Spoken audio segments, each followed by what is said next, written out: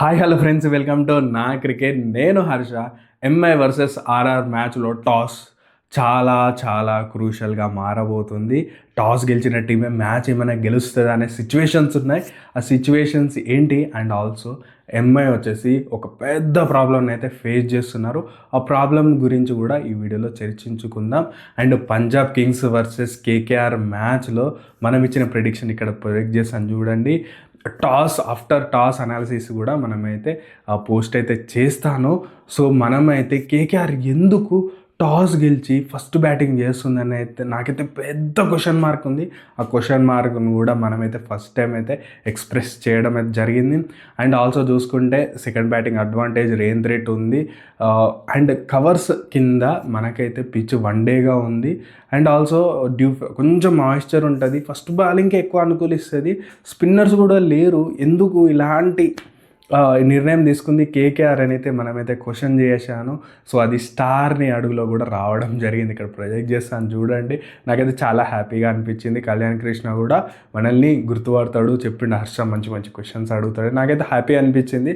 So మీరు కూడా చూసారా లేదా కామెంట్ సెక్షన్లో తెలియజేయండి. అండ్ లేట్ చేయకుండా అయితే మనం ఈ వీడియోలో పిచ్ గురించి మాట్లాడుకుంటాం. వెదర్ చాలా క్రూషియల్గా మారబోతుంది. ప్లేయింగ్ 11 గేమ్ స్ట్రాటజీ అండ్ లాస్ట్లో విజయావకాశాలు అయితే గురించి అయితే మాట్లాడుకుందాం. అండ్ ఆల్సో ఈ వీడియోకి 500 లైక్స్ వస్తే కనుక మనమైతే అప్డేటెడ్ పోస్ట్ టాస్ అనాలిసిస్ అయితే మెంబర్స్కి కాకుండా సబ్స్క్రైబర్స్ కూడా పెడతాను. 500 లైక్స్ అయితే చేసేయండి. ఖచ్చితంగా ఈజీగా 200 లైక్స్ వస్తాయి. అడుగుతున్నాను కాబట్టి 500 లైక్స్ ఈజీగా వచ్చేస్తాయి. సో మీరు కొట్టండి. నేనైతే అప్డేటెడ్ ప్రివ్యూ కూడా సబ్స్క్రైబర్స్కి పెడతాను. సో ఫస్ట్ అయితే టాస్ చాలా క్రూషియల్ అని చెప్పాను కదా. ఎందుకు అంటే వెదర్ చాలా క్రూషియల్గా ఉంది. లాస్ట్ 2 డేస్గా మనకు చూసుకుంటే క్లౌడ్ కవర్ ఉండడం జరిగింది. అండ్ ఆల్సో రెయిన్ థ్రెట్ కూడా ఉంది. మ్యాచ్ రోజు రెయిన్ పడే అవకాశాలు కూడా కనిపిస్తూ ఉన్నాయి. సో థండర్ స్టార్మింగ్ ఆఫ్టర్నూన్ అయ్యే అవకాశం ఉంది. కాబట్టి టాస్ గెలిచిన టీం ఏం చేస్తుంది? చేజింగ్ ఎంచుకుంటుంది. ఎందుకంటే ఫస్ట్ బాలింగ్ వేస్తున్నప్పుడు బాల్ స్వింగ్ అయ్యే అవకాశం ఉంటుంది. కాబట్టి కొంచెం కష్టంగానే మారుతుంది. కాబట్టి టాస్ చాలా చాలా క్రూషియల్గా మారబోతుంది. ఒకవేళ రెయిన్ థ్రెట్ ఉన్నా సరే చేజింగ్ టీంకి అడ్వాంటేజ్ అయ్యే అవకాశాలు అయితే ఉన్నాయి. మీరు చూసుకుంటే సిఎస్కే వర్సెస్ ఆర్ఆర్ మ్యాచ్ అయింది. అందులో సిఎస్కే ఎంత దారుణమైన బ్యాటింగ్ చేసిందో మనందరికి కూడా తెలుసు. సో టాస్ గెలవండి, మ్యాచ్ గెలవండి అని అయితే వెదర్ అయితే చెప్తుంది. అండ్ గ్రౌండ్ స్టాట్స్ గురించి మాట్లాడుకుంటే ఎక్కువ మ్యాచ్లు అయితే ఇప్పటివరకు ఐపీఎల్లో ఇక్కడ అవ్వలేదు. 2023లో మనకి 2 మ్యాచెస్ జరుగుతాయి. 2 కూడా ఫస్ట్ బ్యాటింగ్ చేసిన టీమ్స్ గెలిచాయి. అండ్ ఆర్ఆర్ ఒక మ్యాచ్ అయితే గెలిచింది. అండ్ 2024కి వచ్చేసరికి 2 మ్యాచ్లు, ఒక మ్యాచ్ చేసింగ్ చేసిన టీం గెలిచింది అంతే. ఇంకో మ్యాచ్ అయితే అబండన్ అయిపోయిందని చెప్పొచ్చు. 2025కి వచ్చేసరికి ఇక్కడ 2 మ్యాచ్లు, ఒక మ్యాచ్ అయితే ఫస్ట్ బ్యాటింగ్ చేసిన టీం గెలిచింది, ఫస్ట్ చేజ్ చేసి ఒక మ్యాచ్ గెలిచింది. స్కోర్స్ చూసుకున్నా మనకి చాలా తక్కువ రన్స్ ఉన్నాయి. ఒకవేళ 190 కొట్టిన మ్యాచ్లు ఏమో ఫస్ట్ బ్యాటింగ్ చేసిన టీమ్స్ గెలిస్తే 150 కొట్టినప్పుడు చేజింగ్ చేసిన టీం గెలిచింది. కాబట్టి అంత ఫ్రెండ్లీ వికెట్, అంటే బ్యాటింగ్ ఫ్రెండ్లీ వికెట్ అయితే కనిపించడం లేదు. అండ్ 2026 చెప్పాను కదా, సిఎస్కే వర్సెస్ ఆర్ఆర్ మ్యాచ్లో సిఎస్కే చాలా దారుణమైన బ్యాటింగ్ చేసింది. ఎందుకంటే వెదర్ కండిషన్సే.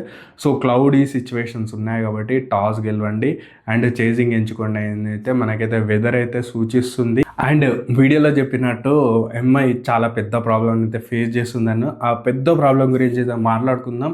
సో కొన్ని సీజన్స్గా చూస్తే ఎంఐ అయితే ఒక ఇండియన్ లెగ్ స్పిన్నర్ని మిస్ అవుట్ అవుతుందని చెప్పొచ్చు. ఎందుకు ఈ మాట అంటున్నా అంటే, మీరు చూడండి వీళ్ళు ట్రోఫీలు కొట్టినప్పుడు కరణ్ శర్మ ఒక ఇండియన్ లెగ్ స్పిన్నర్ ఉండేవాడు. దాని తర్వాత పీయూష్ చావ్లాని కూడా 41 ఇయర్స్లో కూడా ముంబై ఇండియన్స్కి ఆడించారు. అప్పుడు కూడా వాళ్ళకి వికెట్స్ అనేటివి వచ్చినాయి. పీయూష్ చావ్లా ప్రతి మ్యాచ్లో 1 or 2 వికెట్స్ తీసిన సందర్భాలు ఉన్నాయి. ఇప్పుడు చూసుకుంటే మిడిల్ ఆర్డర్లో ఒక క్వాలిటీ లెగ్ స్పిన్నర్ని వాళ్ళైతే మిస్ అవుట్ అవుతున్నారు. గజన్ఫర్ని తీసుకొని వచ్చిన తన నుంచి అయితే వికెట్స్ రాలేదు ఫస్ట్ మ్యాచ్లో. సెకండ్ మ్యాచ్ కూర్చోబెట్టారు. మార్కెండేని ట్రై చేశారు. మార్కెండే కూడా తనైతే అంత మంచి బౌలింగ్ వేయలేదు. ఒక ఇంటెలిజెంట్ ఇండియన్ బౌలర్ గురించి అయితే వెతుకుతున్నారని చెప్పవచ్చు ముంబై ఇండియన్స్. దాంట్లో వాళ్ళు ఫెయిల్ అవుతూనే ఉన్నారు లాస్ట్ ఫ్యూ సీజన్స్గా.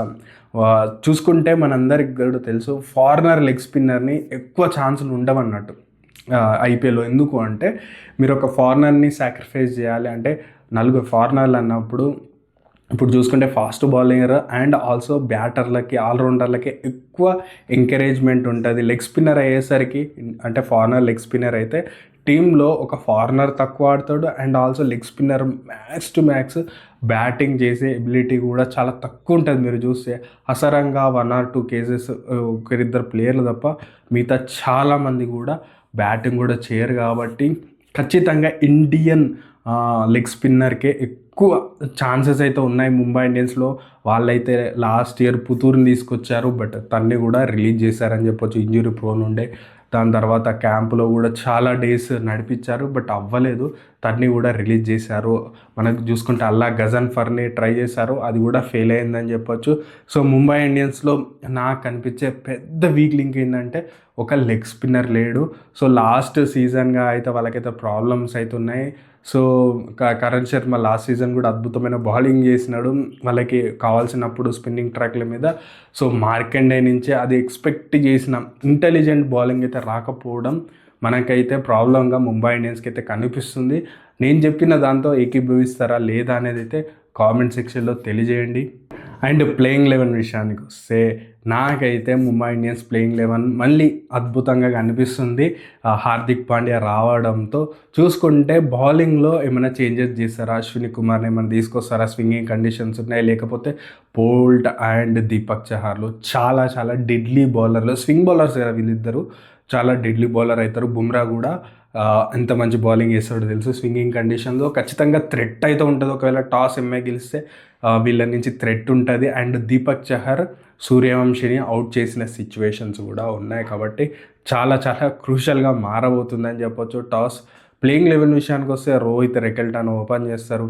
తిలక్ నుంచి మనం ఎక్స్పెక్ట్ చేసిన బ్యాటింగ్ అయితే రావట్లేదు ముంబై ఇండియన్స్కి. సూర్య పర్లేదు అని అనిపిస్తున్నాడు, బట్ ఎక్స్ప్లోజివ్స్ రన్స్ అయితే చేయాల్సిన అవసరం ఉంది. హార్దిక్ పాండ్యా, నమన్దీర్ అండ్ ఆల్సో చూసుకుంటే వీళ్ళకి సాందర్ కొద్దిగా ప్రాబ్లం అనేది.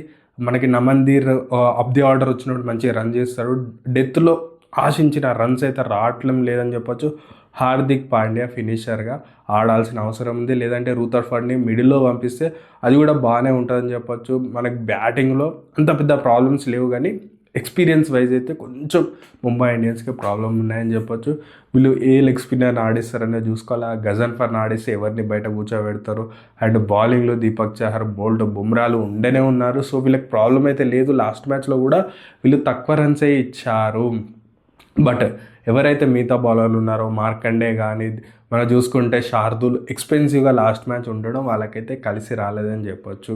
అండ్ ఆర్ఆర్ విషయానికి వస్తే ఆర్ఆర్ అయితే చాలా మంచి బ్యాటింగ్, బౌలింగ్, ఒక మంచి క్రికెట్ అయితే ఆడుతున్నారని చెప్పొచ్చు. పరాగ్ కూడా మంచిగా లీడ్ చేస్తున్నారని చెప్పొచ్చు. లాస్ట్ మ్యాచ్ గెలుపు చాలా చాలా కాన్ఫిడెన్స్ అయితే ఇచ్చి ఉంటుంది కెప్టెన్స్కి, ప్లేయర్లకి. ఎందుకంటే ఒకానొక దశలో ఓడిపోయే మ్యాచ్ నుంచి గెలిచారని చెప్పొచ్చు. అండ్ ప్లేయింగ్ 11 విషయానికి వస్తే వీళ్ళకైతే మంచి బౌలింగ్ అటాక్ ఉందని చెప్పొచ్చు. బర్గర్ కానీ అండ్ ఆల్సో ఆర్చర్ అద్భుతమైన ఫామ్లో ఉన్నారు. ఇదే పిచ్ మీద ఇద్దరు కూడా సిఎస్కేని ఇబ్బంది పెట్టారని చెప్పొచ్చు. మనం చూసుకుంటే బిష్నే కూడా అద్భుతమైన బౌలింగ్ చేశాడు లాస్ట్ మ్యాచ్లో జీటీ మీద కూడా. సో మంచి బౌలింగ్ అటాక్ అయితే ఉందని చెప్పుకోవచ్చు. వీళ్ళకి స్పిన్నర్ల రూపంలో కూడా వీళ్ళకి అద్భుతమైన బౌలింగ్, బ్యాటింగ్ ఉంది. దేశపాండే ఏ విధమైన ఇన్నింగ్స్ అంటే లాస్ట్లో డెత్ ఓవర్స్ బౌలింగ్ చేశాడో అది కూడా చాలా చాలా కాన్ఫిడెన్స్ అయితే ఇచ్చే ఉంటుంది. అండ్ టాప్లో చూసుకుంటే మనకైతే సూర్యవంశి అండ్ జైస్వాల్ నుంచి అద్భుతమైన రన్స్ అయితే వస్తున్నాయి. బట్ చెప్పాను కదా, టాస్ క్రూషియల్గా మారితే ఒకవేళ ఆర్ఆర్ ఫస్ట్ బ్యాటింగ్ చేస్తే కొంచెం ఇబ్బందులు తప్పకపోయే ఛాన్సులు ఉన్నాయి. ఎందుకంటే పరాగ్ నుంచి 2 మ్యాచ్లో రాలేదు. జూరియల్ అద్భుతమైన ఫామ్లో ఉన్నాడు. టాప్ 3 మీదనే ఎక్కువ డిపెండ్ అయ్యే అవకాశం ఉంది. ఎందుకంటే హెట్మేర్ అంత కన్సిస్టెంట్గా ఐపీఎల్లో ఆడింది లేదు. బట్ కొన్ని క్విక్ నాక్స్ ఉంటే మాత్రం అది కూడా టీంకి అడ్వాంటేజ్ అయ్యే అవకాశం ఉంది. ఫెరెరా నుంచి అయితే అంత గొప్ప రన్స్ రాలేదు. శనకని ఆడించే అవకాశం ఉంది.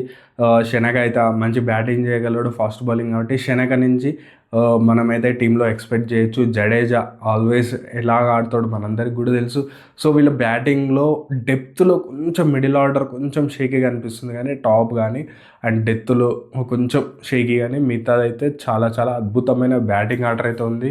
అండ్ బౌలింగ్ విషయానికి వస్తే జడేజా కానీ, సందీప్ కానీ, దేశ్ పాండే కానీ, ఆర్చర్ కానీ, బర్గర్ కానీ వీళ్ళకైతే ప్రాబ్లమ్స్ అయితే ఏం లేవు. బౌలింగ్లో చెప్పినట్టు టాస్ చాలా క్రూషియల్గా, వెదర్ చాలా క్రూషియల్గా మారబోతుంది. సో మనకైతే పోస్ట్ టాస్ తర్వాత మనకైతే కొంచెం అప్డేట్స్ ఉంటాయి కదా, అంటే పిచ్ ఏ విధంగా ఉంది, వెదర్ ఏ విధంగా ఉన్నాయి, ప్లేయింగ్ 11 ఇవన్నీ కండిషన్స్ తెలుస్తాయి. కాబట్టి సో పోస్ట్ టాస్ అనాలిసిస్ అయితే మన ఛానల్లోనే యూట్యూబ్ ఛానల్లో పోస్ట్ అయితే పెడతాను. సబ్స్క్రైబ్ చేసుకుని ఆల్లో పెట్టుకోండి. వీడియోకి 500 లైక్స్ దాటిస్తే సబ్స్క్రైబర్స్కి కూడా మనమైతే అప్డేటెడ్ ప్రివ్యూ అయితే చూడొచ్చు. అండ్ ఆల్సో ఇది కేవలం ఎంటర్టైన్మెంట్ పర్పస్, నాలెడ్జ్ పర్పస్ మాత్రమే. ఇది మనమైతే ఎలాంటి బెట్టింగ్ని కానీ బెట్టింగ్ యాప్స్ని గ్యామ్లింగ్ కానీ అయితే ప్రమోట్ అయితే చేయం. మీరు కూడా వాటికి దూరంగా ఉండాలి. క్రికెట్ని చూడండి, ఎంజాయ్ చేయండి అని అయితే నేనైతే అనుకుంటున్నాను. నాకు తెలిసి ఈ మ్యాచ్లో ఎవరైతే చేజింగ్ చేస్తారో వాళ్ళే గెలిచే అవకాశాలు ఎక్కువ ఉన్నాయి. సో మీరేమనుకుంటున్నారు? ఏ టీంకి అడ్వాంటేజ్, ఏ టీం అయితే గెలుస్తుందని మీరు అనుకుంటున్నారో కామెంట్ సెక్షన్లో తెలియజేయండి. ప్రతి ఒక్క కామెంట్ నేను చదవడానికి, రిప్లై ఇవ్వడానికి ట్రై చేస్తాను. ఇది వీడియో నచ్చితే కనుక ఖచ్చితంగా లైక్, షేర్, సబ్స్క్రైబ్తో పాటు మెంబర్షిప్ కూడా తీసుకోండి. Thank you.